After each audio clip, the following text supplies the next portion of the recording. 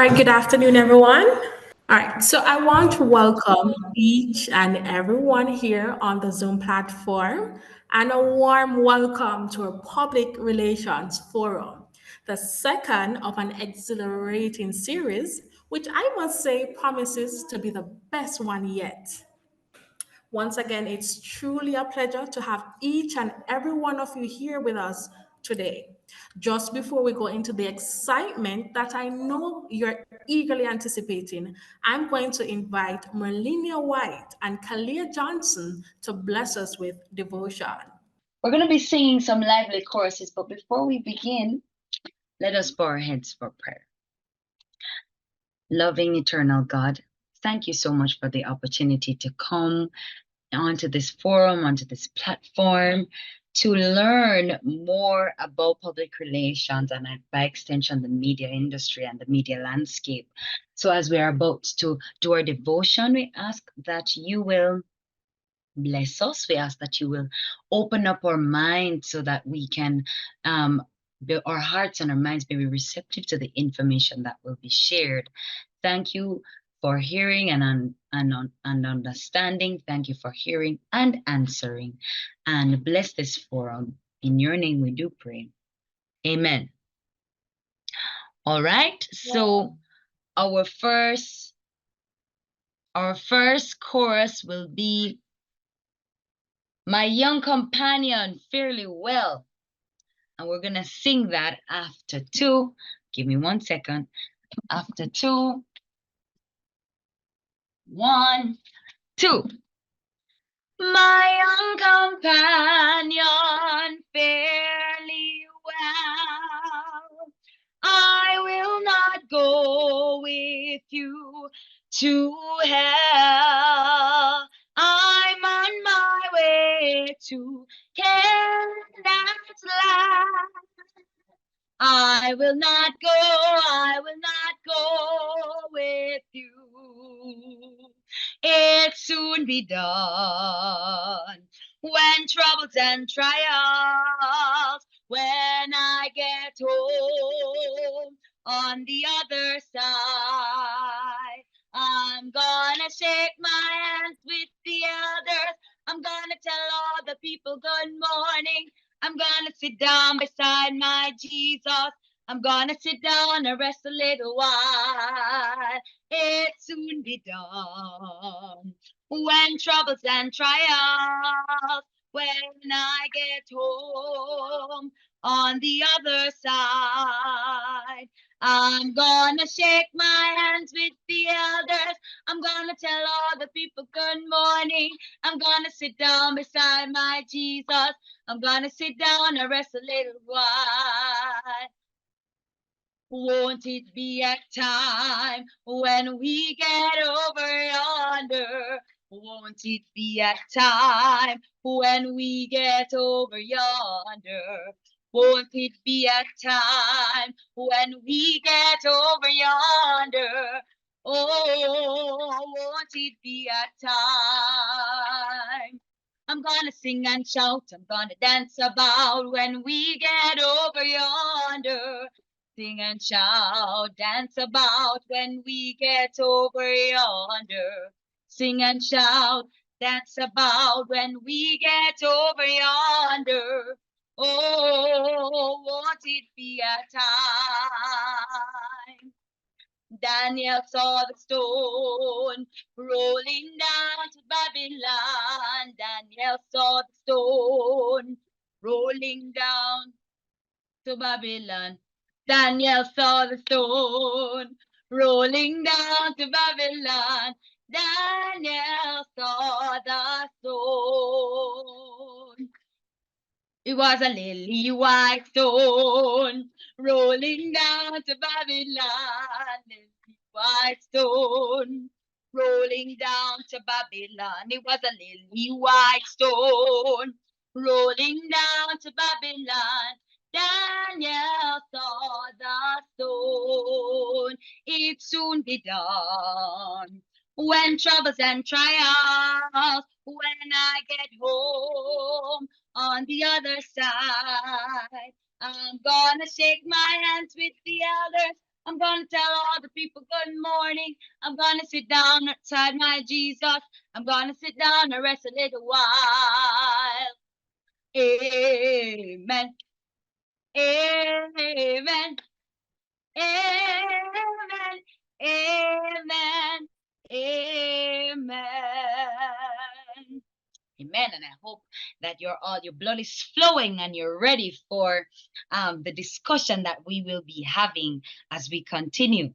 This afternoon, the devotional is entitled, What Does to Die to Self Mean? And it will be very brief. What does to die to self mean? Now, this is a question that millions of Christians don't know or don't have a clear answer to. To answer this question, let us look at how Jesus died to self or denied himself by examining a passage from the Desire of Ages. Jesus did not contend for his rights. Often his work was made unnecessarily severe because he was willing and uncomplaining. Yet he did not fail nor become discouraged. He lived above these difficulties as if in the light of God's countenance. He did not retaliate when roughly used, but bore insult patiently. This passage talks about how Jesus chose not to fight for his own rights, even though he faced tough situations and people treated him badly. He never complained nor got upset. Jesus didn't give up, even when things were really hard. He stayed strong and didn't let the difficulties bring him down. He didn't get angry or fight back when people treated him roughly or insulted him. Instead, he stayed calm and patient. This shows how Jesus put others before himself and stayed true to his mission even when it was tough. So, to die to self means to give up all rights to sin.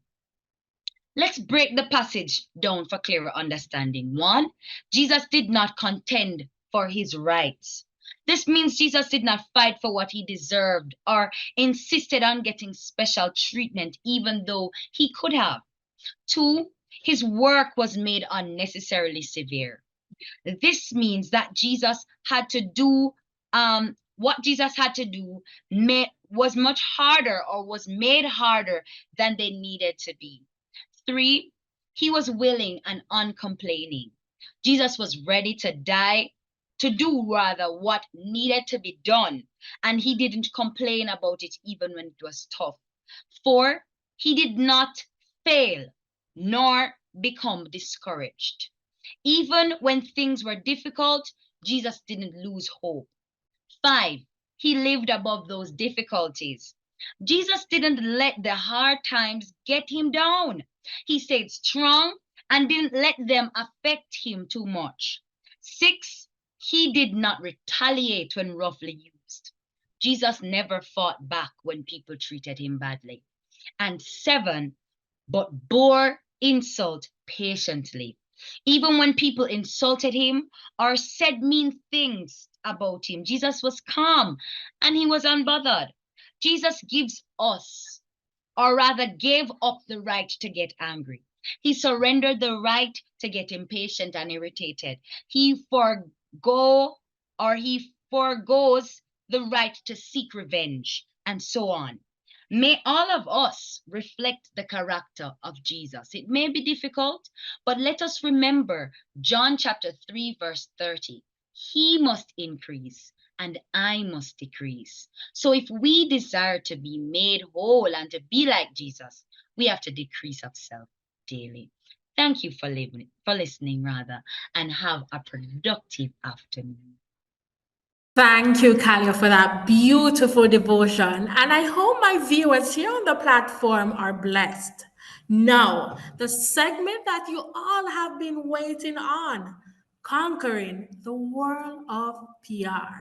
Today, we have an esteemed guest Without a doubt, she will provide an exciting and informative insight about the dynamic and complex world of public relation. But just before I introduce the guest speaker, the organizers informed me that there are 4 lucky winners here today. Are you ready? I'm not hearing any. I want to see the emojis.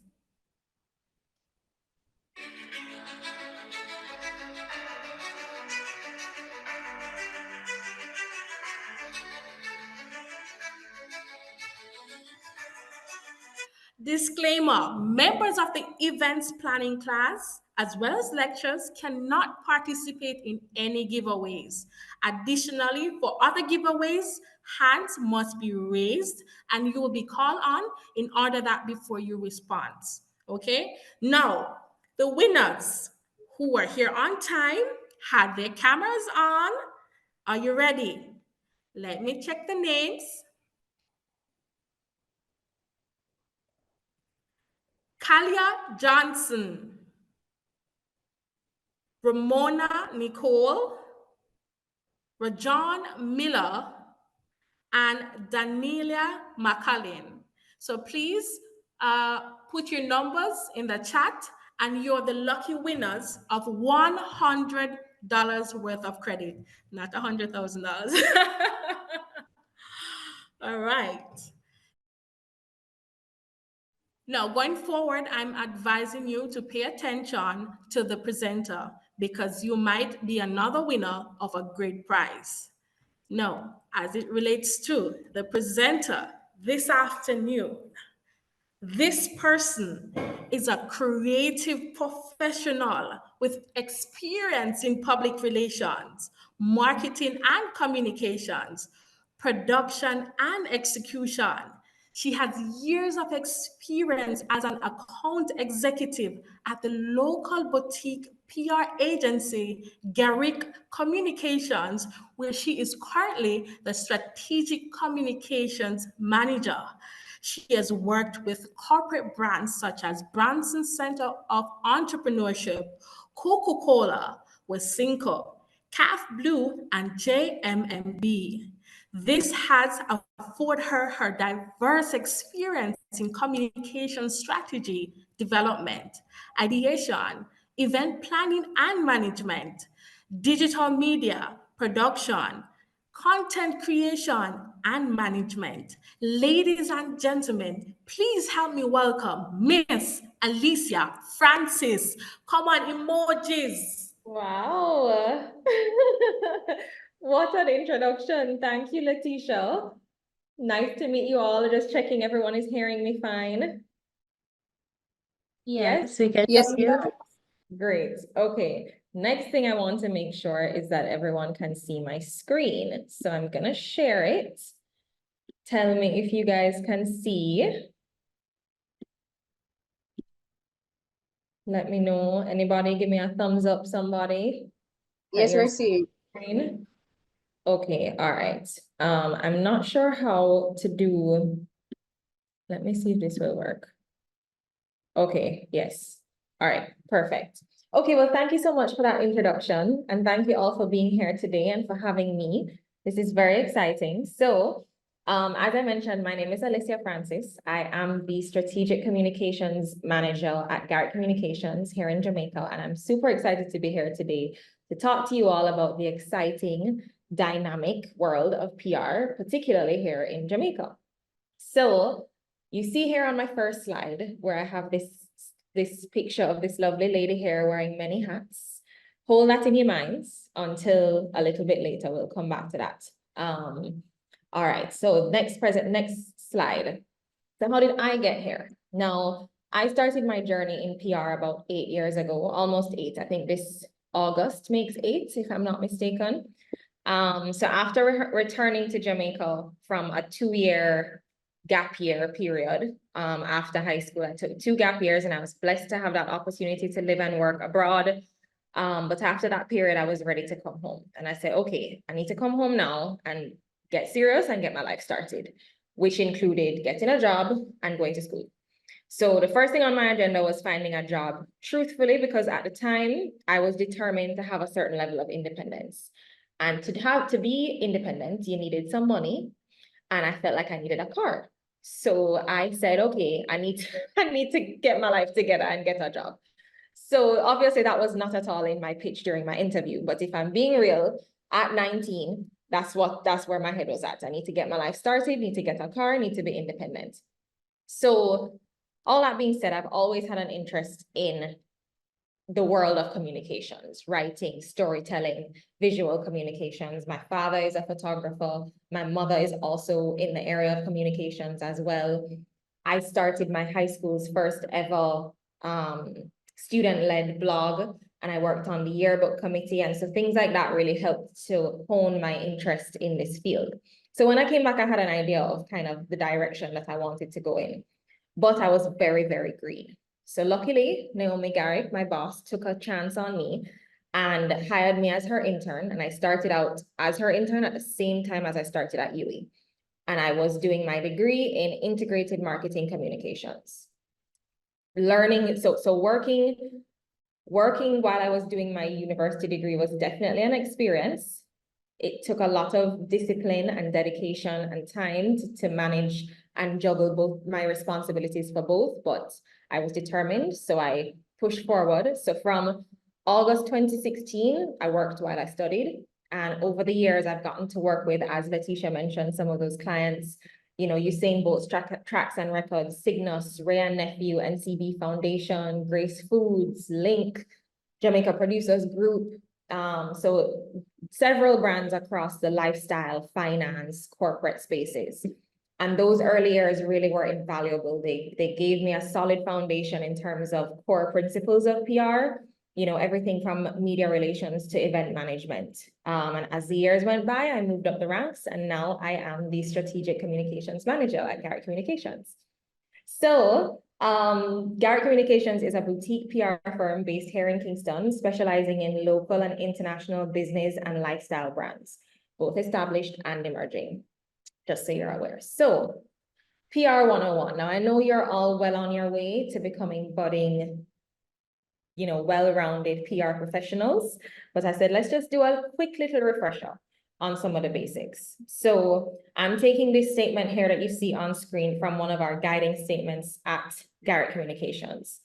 So we help companies and brands to be seen, heard, and experienced by their ideal target audience. And we do this with a combination of creative storytelling, established media relations, and finding the best way to communicate your story that will yield maximum results.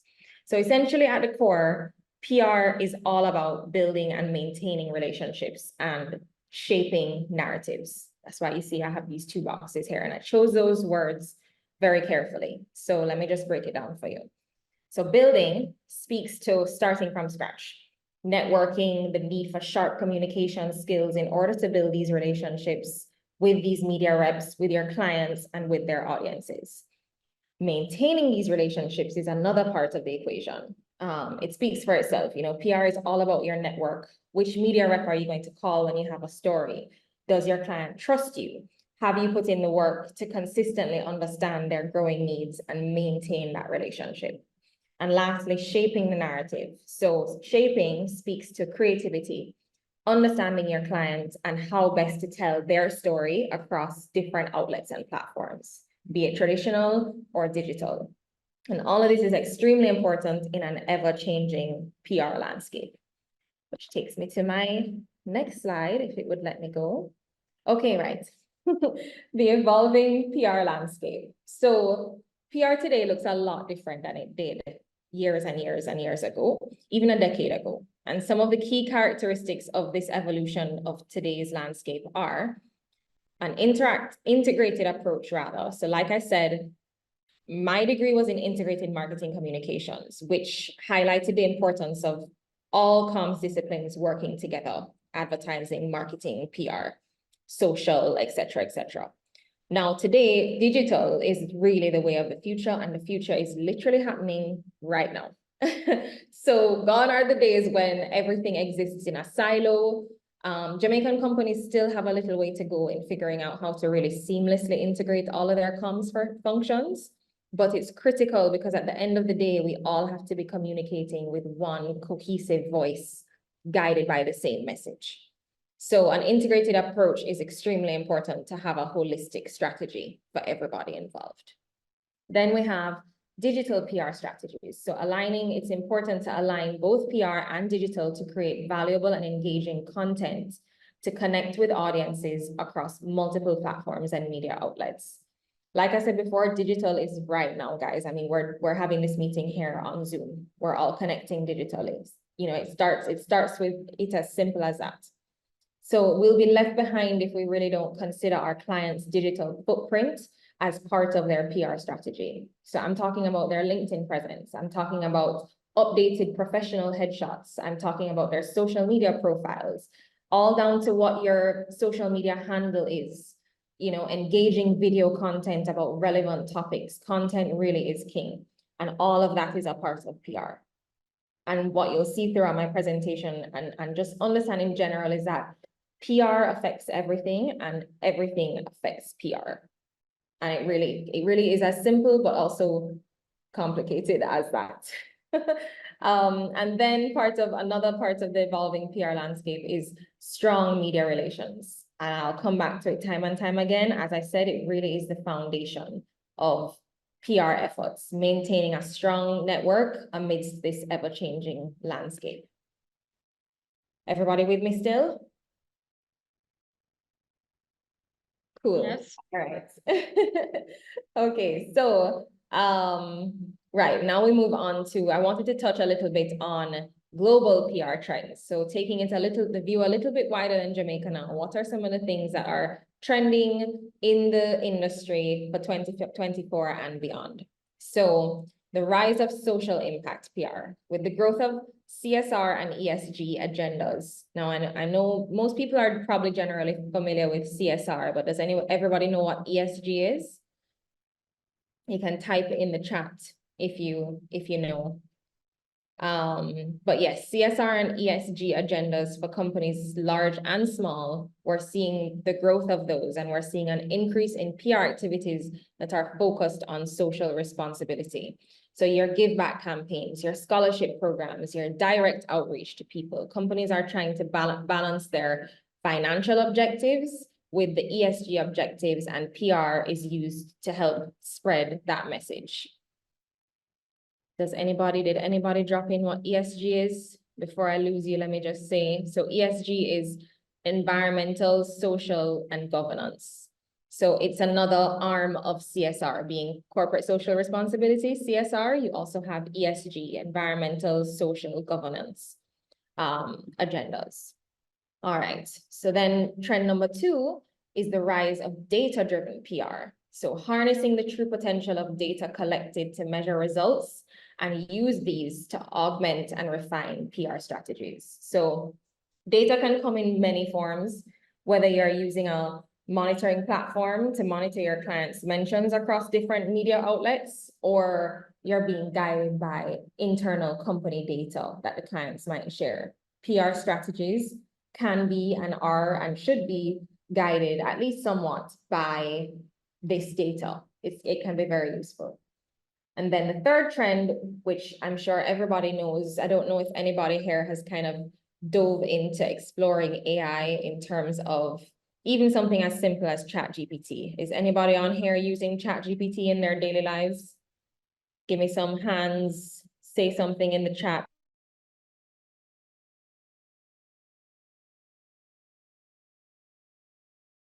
Let me know. They kind of, media definitely sensationalized it a lot in terms of, is this something we should be scared of? However, fast forward to today, I used AI to help me with this presentation. AI is not taking our jobs. I repeat, it is not taking our jobs. In fact, PR practitioners are really utilizing it to be much more productive and efficient in our day-to-day tasks. We have to remember that AI at this stage is a tool. So we need to use that tool to our advantage. as much as it's indeed, yes, it's intelligent, it doesn't have the unique knowledge, the unique tone, the unique experience or understanding that you or I have on whatever the particular topic is. We use it day to day in our office here to help us with smaller tasks that may be a bit more menial or tedious. We also use it to help us to just keep plowing through our to-do list, or to get us started on writing a story or a pitch if our brains are just feeling a little bit blocked or tired. And trust me, it really, really helps just to kind of get the cogs turning, get the wheels turning, to get the ideas out so that we can keep going through our different tasks. So AI is a tool and you should utilize it. All right, moving on to the next one now. So this is kind of zoning back into Jamaica and the realities of Jamaica's PR landscape. So let's take it local here.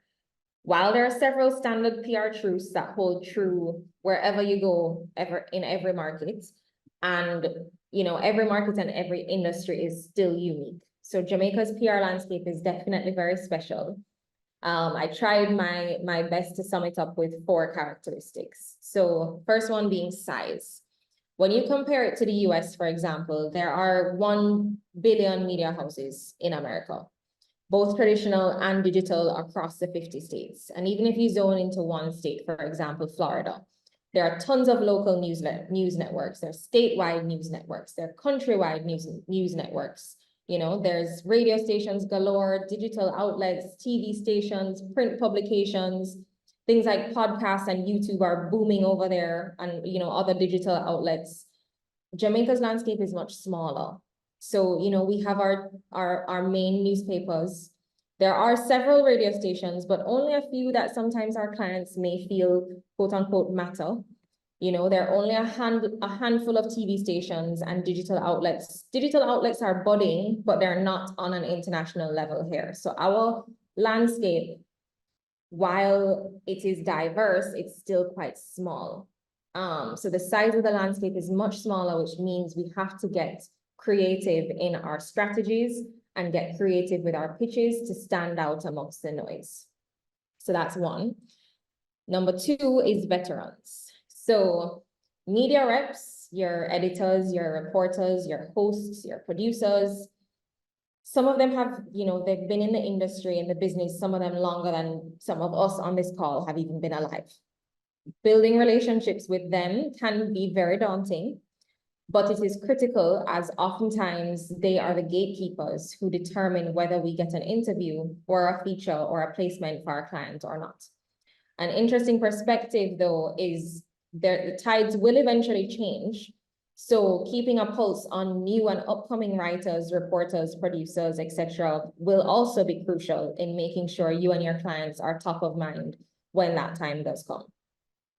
The next point is cultural awareness. So I say this because Jamaican society and culture are unique. It's one of the most special things. It's what makes us us. So when dealing with clients, particularly international clients, and I'm speaking from experience here, we've dealt with several international clients, be it regional clients from other islands or those in the US coming to the Jamaican market. It's important to remember that we are the experts. You are the expert in your local industry. So perhaps they have a feature story on a topic that may be a bit too controversial for Jamaican audiences at the moment, or they're using language that may be a bit too technical, or maybe there's a language barrier and they need you to help adapt a piece to better suit the Jamaican audience.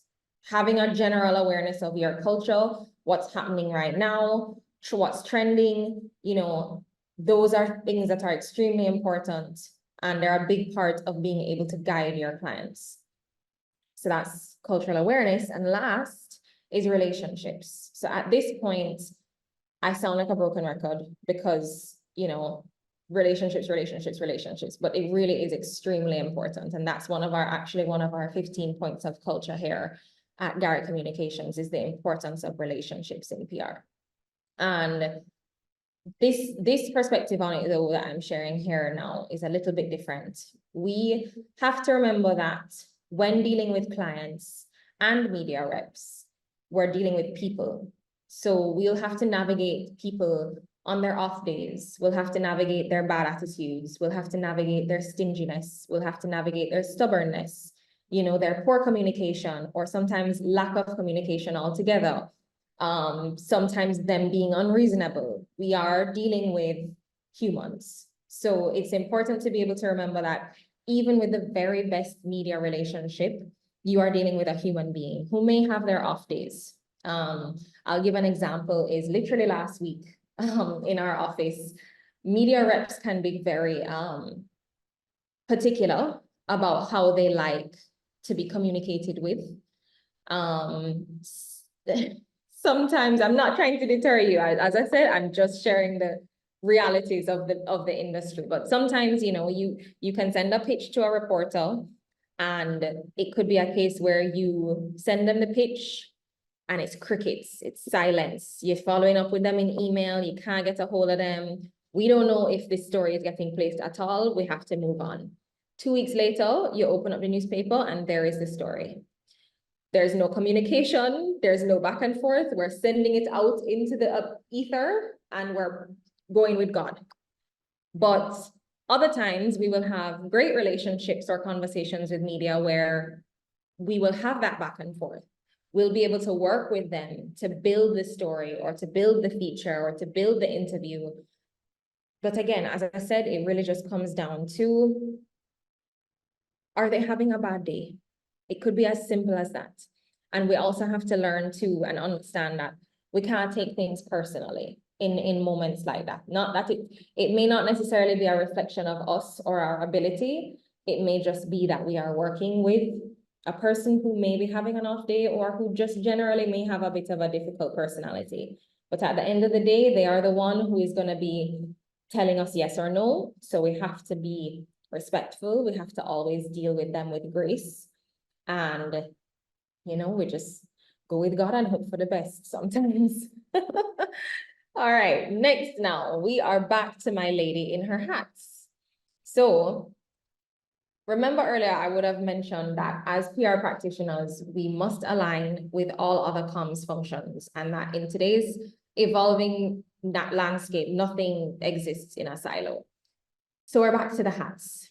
As PR practitioners, we wear many hats: speechwriter, event planner, welcome party, chauffeur, DJ, bearer, graphic designer.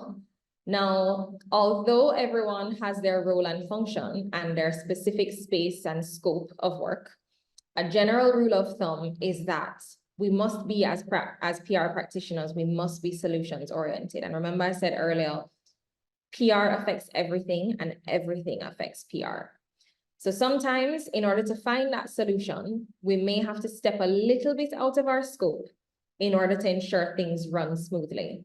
That's not to say we're doing someone else's job or we're not being compensated properly for the work that we're doing. But at the end of the day, again, everything affects PR and PR affects everything.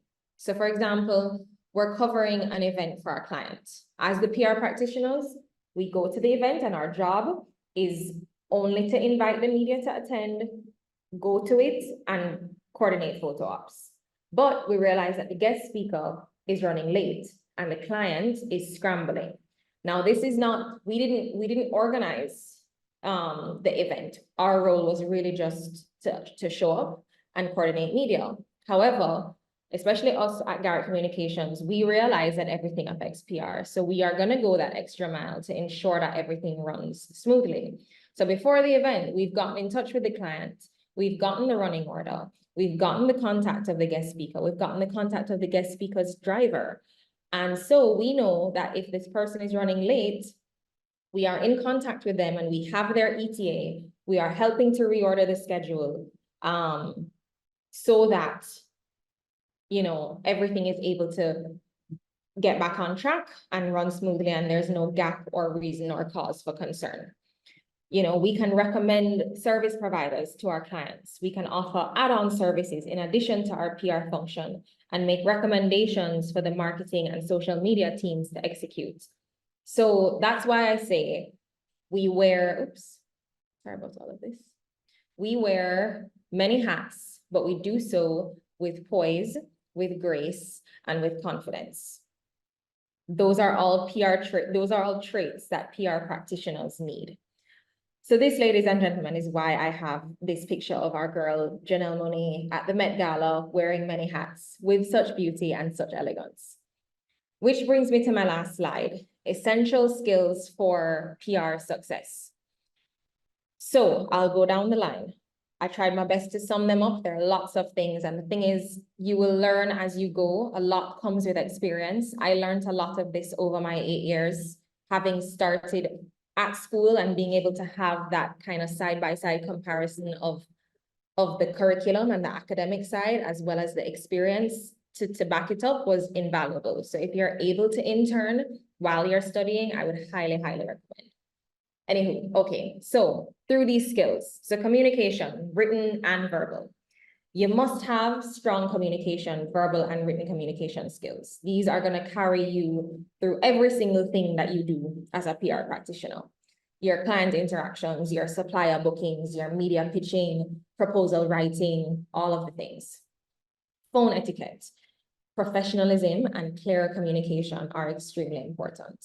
You'll be making a lot of phone calls, whether it's to call media to beg them to place a story, or to call media to politely follow up. Have you gotten the email that I sent 2 weeks ago? Or to ask the client if they're going to send the thing that they promised to send you a month ago. You know, those kinds of things we have to deal with and handle those kinds of conversations with grace. And also know that after the phone call, we must always follow up with an email.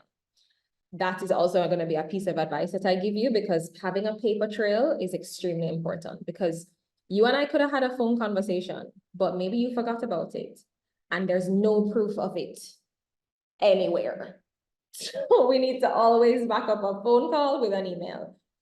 But right, so professionalism and clear communication. You'll be making a lot of phone calls, so it's important that you're able to speak clearly, politely, and concisely on the phone. When I say concisely, no one, especially media people, don't want to hear you on the phone calling them, yapping off their ears about 10,000. They don't have the time. So they want you to call and get straight to the point and make it worth their while. Okay, networking and relationship building. Again, PR success, this is the last time I'll say it, promise.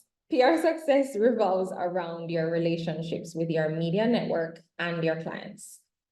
It is all about striking a balance between delivering value for 3 key groups: your clients, the media rep, and the audience. And all of these are dependent on your relationships with and understanding of the needs of these 3 groups: your clients, the media, and their audiences. Okay, client liaising and managing expectations. So it's your job to balance client wants with what's realistic. Your client is who you're working for, and while satisfying their objectives is important, it's just as important for you to remember that you are the PR expert. You know the PR landscape, and if a client's objectives are unrealistic, it's your job to tell them to manage expectations, but also to present solutions. For example, if a client is, a client we're working with is new to the Jamaican market and wanted to have a big launch event, but because no one knows who he is, we recommended an approach that focuses a little bit more on positioning him as a thought leader in the space first, before trying to have a big event, if you understand what I mean. So this man is coming to Jamaica for the first time. No one knows who he is. He wants to have this big launch party, invite people. Now, we know people love to go out and things, but if we don't know who we are, or if they don't know who he is, or they don't understand the reason why he is here and what his message and his work is about, this will seem a little bit random and might fall to the wayside of their many other invitations, and no one will come. And that will also be a problem. So the approach that we advised him is, let us sensitize the local market to who you are, what you do, why it's important. Let's do that over a period of 3 weeks to a month, because the other thing is, you don't want to be bombarding the media with the same information about the same person. They're going to feel like, either they're going to feel like this is like, maybe this is not serious, this is too much, or they might feel like, oh, we should send you to sales and make some money off of this, as opposed to this being an earned PR effort. So you don't want to be bombarding people with things. So when you're doing PR plans, ideally, we say to clients that we like to have at least 2 weeks to 2 weeks to a month of lead up time before an event or execution to be able to have the time to let the different PR efforts breathe. Anywho, sorry. So, yeah, we said, give us the time to let Jamaican people know who you are and what you do. And then in about 3 weeks or so, let us talk about having this event and doing it in the best way to get the best outcome. So again, we are the experts, and managing clients' expectations is critical for success. Next, we have email communication, which is pretty self-explanatory. It's your job. We need to be concise. We need to embody professionalism in our emails and have clear call to actions when emailing clients and when emailing the media. That's pretty straightforward. The other thing is also just to note in email communication is attention to detail, which I'll get down to further along. But right. Next is pitch writing, which is a large part of the PR industry and what you'll have to be doing. You know, creating compelling targeted messages and pitches that resonate with the media rep and their audience. So back to the whole delivering value thing. When pitch writing, you have to remember this, that you are not pitching only with the client's objectives in mind. You're also thinking about who you're pitching the story to, the type of content that they write about or produce, and what their audience would be interested in. You have to do all of this while keeping the pitch concise and to the point. Then that leads to my next point, which is detail-oriented and solution-oriented. So ensuring accuracy and finding creative solutions in terms of PR activities. It's all in the details. One small detail could be the difference between securing an interview and having a media rep not want to talk to you. So spell people's names properly. Spell the names of their TV shows and radio shows properly. Include compelling details in the pitches. Break down all the details into multiple story angles to maximize placement. Think about every single detail. That's extremely important. And again, as I mentioned before, just solutions oriented. We are the masters of solutions as PR practitioners. That is what you need to be.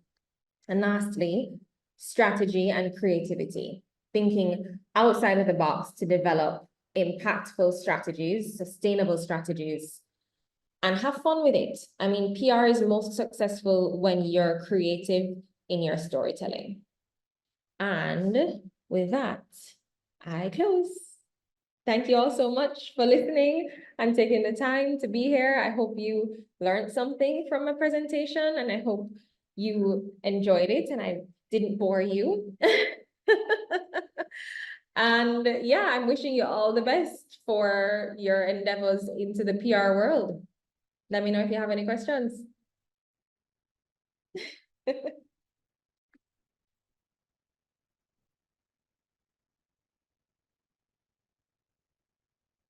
I see somebody said removes creative block. I don't know. Thank you again, Miss Francis. I see a hand. Shanice, go ahead. Thank you, Letitia. Good afternoon, everyone. Hi. Afternoon, Ms. Francis. So I'm a PR practitioner. And outside, the question I want to ask is, what are your daily tasks that you have to complete outside of managing a client's reputation, outside of planning an event? Could you take us through a normal day? Ooh, girl, I don't know if there's such a thing as a normal day, you know. Every day really is very different, which is what makes PR exciting. So for example, this morning I joined a client of mine at a venue for an event that they're having on Saturday for a site visit. where we got to see the space that they're going to be using, make some recommendations in terms of placement of things in the room. And it's little things like that, you know, that might not be exactly our function as PR, but it's important because we want to make sure, for example, that where the podium in the room is placed, there'll be a pull-up banner with branding behind it, and there'll be a screen with branding as well, and it will be slightly raised, and the seating will be set up so that the media who attend have the space to be able to set up their cameras. And those kinds of things are important for PR. That's why we needed to be on site at that site visit to make sure everything was fine. And you know, right now I'm here at the office today doing a talk with you guys. Yesterday I was at the office with the full team, and we were working on several things. We are onboarding some new clients. We are working on some proposals to be sent out for potential clients. We are strategizing, for example, with that client I mentioned who is new to Jamaica, and we need to kind of find creative ways to let Jamaican people know about who he is and what he does. So it really depends on just what's happening with our clients every day, whether it's that we're writing proposals or we're calling the media to coordinate interviews that we've been able to secure. We are planning events for our clients. We are on calls with teams with the client and their team to figure out what the best next steps are. We're working with suppliers to fulfill different projects that each client may have. For example, we're doing some special gifting for a client of ours to gift to I can't give away too many details, but it's a client of ours in a particular industry, and we are gifting them we are gifting key industry people. This is me trying to find ways to not tell you what we're doing, but we're gifting key industry people with a product from said client. But we're helping them with curating how that looks and, you know, the look and feel of that, so that when they're gifted, it's an experience. So every day really is different. That's why PR is so exciting. Thank you. No problem. Do we have any other questions? Yes, Miss Noreen Daly. Go ahead, please, or Chair. Good afternoon, ladies. I'm seeing that there are no men in here. What is the one thing you wish you knew about the industry before entering it? And then I have a follow-up. What is the one thing I wish I knew about the industry? I guess it would be, and it's hard to have known this before, but to the point I made earlier about just navigating people's personalities, the personalities of different media reps, and, you know, so navigating the personalities of different media reps and also learning to not take their responses personally. Okay. But I think that has a little bit more to do with me as a person than the industry. Learning to not take things personally is a key skill I would definitely advise you to hone in on. Okay. What is the one thing you think most people think PR practitioners do that they don't do?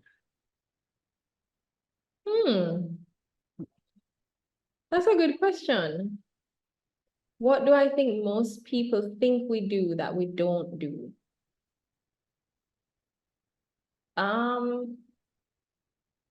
Maybe it would be that we don't speak on behalf of our brands, of our clients. Maybe that's something that I would think people assume that as a PR practitioner, you know, for example, if I'm working with JMMB on PR, I'm their spokesperson, but a PR practitioner is not necessarily a spokesperson. I'm not going to go and hold a press conference and speak on behalf of my client, but I'm going to guide my client and help them prepare for said press conference so that they have all of the information that they need in order to, you know, show up as their best selves and deliver the message well.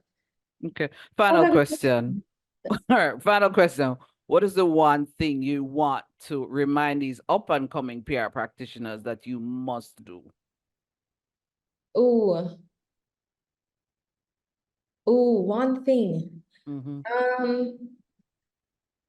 I think that it is extremely important to managing expectations is something that I have over my years have realized just how important it is to manage the expectations of your client. So I think it's much better, you know, in you have a client and you're working with them to build a PR strategy. It's much better to be able to tell them that, guide them accordingly. So when you're creating a PR strategy for a client, you want to make sure that you are guiding them, as I said earlier in the presentation, guide them on what is the best approach for them based on the activity that they are doing. It's important that you remember that, as I said, that you remember you are the expert, and also to manage their expectations in terms of what is possible. You know,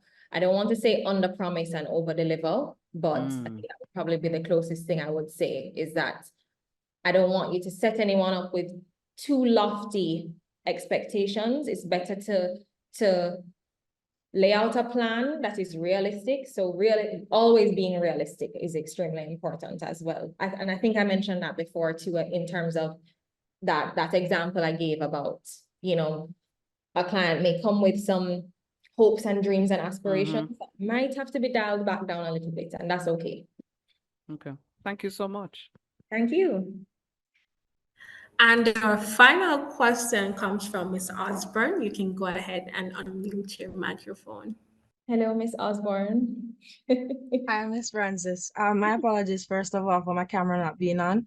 No Unfortunately, problem. where I am, I'm not able to turn it on. You hearing me? Yeah, man, I'm hearing you. All right, great. So I know that we particularly appreciate the more easygoing side of PR, or the more colorful side. But what I do want to ask you about is, if you're able to talk about it, tell me about one of your crisis moment in the field. You've been in it for 8 years. And so if you're able to, because I know sometimes this can get sorted towards the legal side, Yes. but if you're able to, I'd like you to share about your crisis. Probably your worst. I'd like to hear about your worst. Honestly, and how exactly you navigated that space. that really is a great question, and I will knock on wood and I will say a prayer and thank God that over my 8 years, I really haven't had any major crises to deal with clients. Maybe it has to do with the type of clients that we do take on, and the projects that we work on. But we really haven't had any major crises to deal with. But one of the things that I think we do always do with our clients is we like to tell our clients, whenever we're onboarding a new client, for example, come and tell us everything. Tell us all of the things. Let us know the full picture, the full gamut of everything related to this project. Are there any sensitive issues that we don't want to touch on? Are there any, you know, things that have happened in the past that we need to be aware of? So that when we're developing our plans, we're developing these plans with these things in mind. So that we are prepared. I think that's one of the things that we always prioritize, is that we want to be prepared for everything. And so far, in the 8 years, we have been successful and been able to not have any major crises to deal with our clients. But I think, as I said, a main part of that is because we are very thorough in our preparation. All right, thanks. So the bottom line of that is really contingency planning. Right. Yes. Yes. Thank you so much. And part of that is one of the things that we do with our clients as well is reputation management. So that we are, again, it just helps us to paint a picture of who the client is, what they're doing, and be prepared for situations like that in the event that a particular topic comes up in an interview that may not be the most ideal, but you know the client is prepared on how to handle or answer that question, for example. Or we've already prepared a statement that we have in the back put down just in case of anything. You know what I mean? Planning, Okay. contingency planning. That's a great way to put it. Yeah. So just a little follow up on that then. So since you said the reputational side of your work, do you personally or at Garrett Communications stay away from certain personas? And I mean that in the sense that there, because you know you have a brand and you want to market a brand a certain way. So I don't want to really say anybody has to put them on blast, but is there I don't want to say like a written rule, but is there a certain air around your business place that you would say you stay away from certain personalities as it relates to the preservation of your brand as a PR company first and foremost? That's a good question. And I do think it's important that, you know, to have that view that we also have to be mindful of the clients that we take on, as you said, to maintain the reputation of our company. So we are discerning in who we take on as a client. But I think it really just comes down to the individual client. What are their needs? What is happening? What is the project? Do we have, first of all, do we even have the capacity to handle it with our current workload at the moment? And also, do we really feel like we are the best fit for them to represent and handle whatever the project or campaign is that they are working on? There have been people that we have, you know, found in the past that maybe they may not be the best fit, but I wouldn't say that we shy away from a challenge. It just really comes down to a few factors that we might consider in terms of who is the best fit for us and are we the best fit for them. All right. Thank you so much, Ms. Francis. Thank you. We're almost out of time, but I'm going to give Miss Daly her platform to go again, and then Daniela. All right. Thank you so much. I've noticed over time that this profession, to a large degree, is female dominated. Do you think that proves to be a positive or more of a negative? And is it that more males need to be entering the profession? That's a good question. I do think that's a valid point. A lot of our colleagues in the field are female, which we think is great. We love to see the representation in the room. And I think a lot of the agencies as well are also mostly female led, just like Garrett Communications. We currently have a team full of, it's a full team of women over here. But I do also think that it's important to have a balance, because sometimes the messages or the projects that you're working on need to have a bit of a balance. Okay. But you know, we do pride ourselves on being holistic in our approach, and depending on what the project is, we also can bring in other people to assist us, other suppliers, other partners who work on projects with us, who can to give a more balanced perspective if it's needed. But I have to say that I do really like to see all of the women in the room doing the things and making the decisions and making the calls and making the plans and executing the plans. So it really is great to see. But yeah. Okay. Thank you. Thank you. What do you think? I personally think that more males should, because I'm wondering if sometimes when there are too many females in a space, if somehow that can probably impact on the productivity level negatively.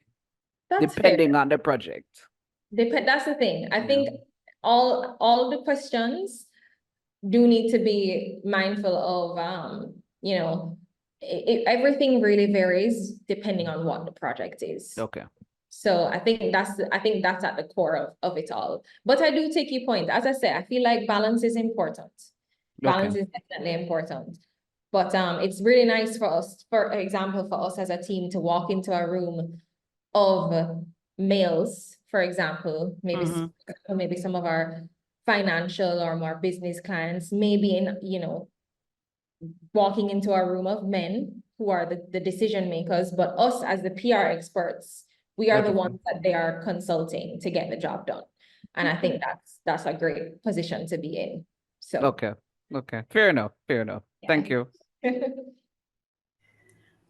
Daniela, you can go ahead. Our last question, please. So, two questions that are kind of related. What would you say is the greatest challenge within this industry? And also, what's the greatest lesson that you have learned since you have been in this industry? Oh, okay. First one was, what is the greatest challenge within the industry? Right. I think that a big challenge is, I think I had mentioned to you earlier, one of the things that is characteristic of the Jamaican landscape is the size. And I think that definitely poses as a challenge in terms of us really having to be very creative in how we pitch, especially if you're working with multiple clients at the same time who happen to maybe be in the same industry.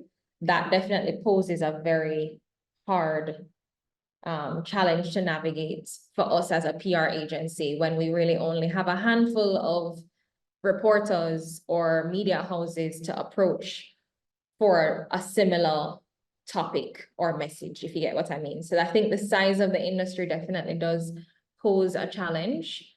And again, navigating people's personalities adds an extra layer of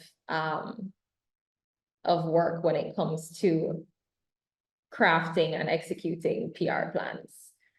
I'll say that in the most diplomatic way possible. It definitely adds an extra layer of things to navigate and think about. But again, it comes down to tapping into that creativity within yourself as a PR practitioner. What are the creative ways that we can angle this story? We can dissect this story. We can share this story and have people experience this story. You know what I mean? And then sorry, but the second question was, what is the biggest lesson I've learned? Correct. You know, I knew somebody was going to ask me this, and I thought about it last night and I didn't come up with a response. One of the biggest lessons that I think I have learned is just the importance of, and I must sound like a broken record to you guys by now.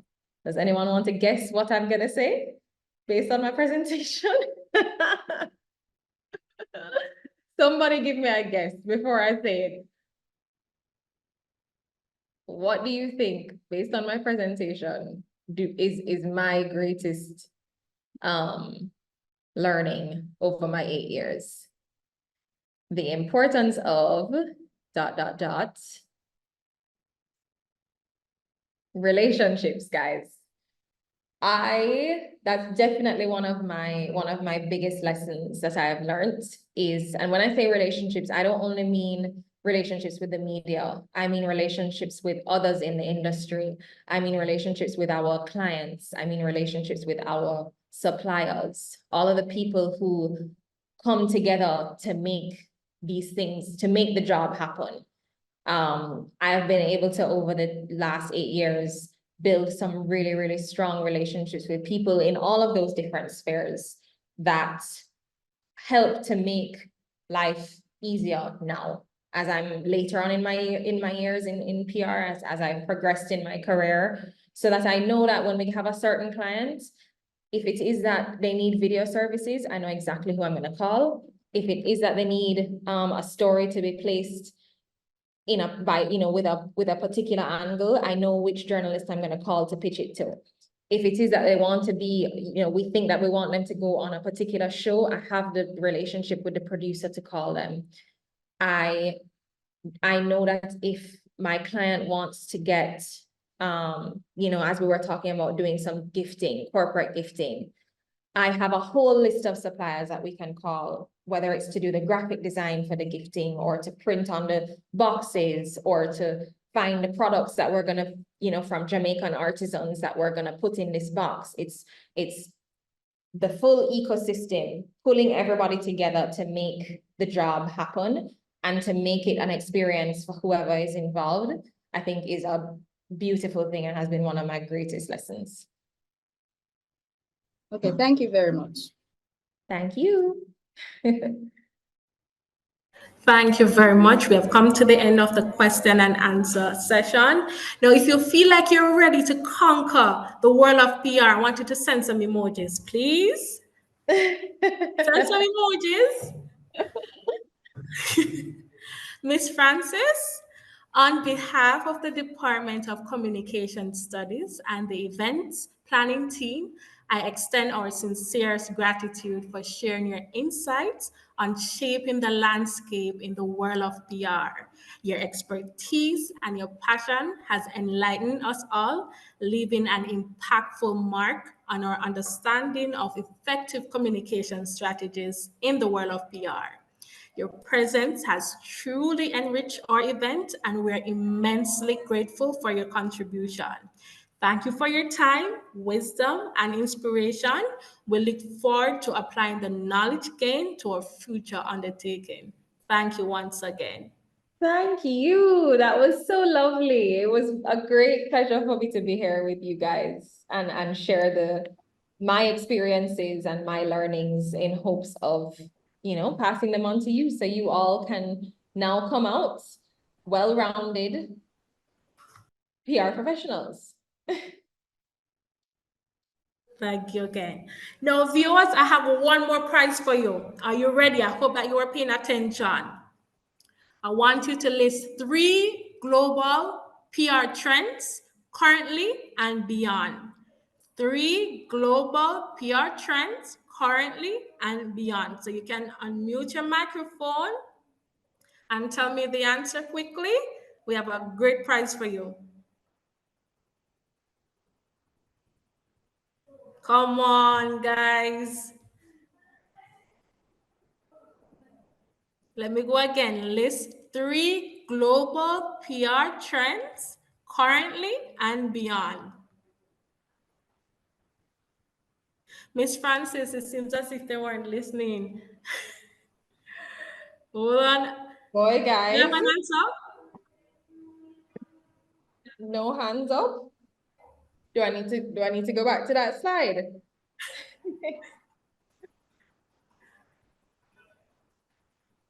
All right. I guess that gift remains with me. To close off the session, I'm going to invite Danisha Young to provide a special item. Is Danisha Young here? Before Danisha goes on, I had mentioned to Tanisa that I had to hop off early. But again, before I leave, I just wanted to say thank you for the opportunity. And yeah, I wish you all the best. All of you. Thank you again. Bye, everyone. Bye. All right, do we have Danisha and Tanisha? Hi, Letitia. We're going to be closing the session now due to time. Okay. All right, thank you everyone on the Zoom platform. Your presence here we're very grateful for it, and we hope that you have learned something from the presentation. And most definitely, this is the best forum in this series. Thank you again for the for the support, Ms. Daly. Yes, thank you again for the support, and you do have an excellent day on behalf of the public relations team.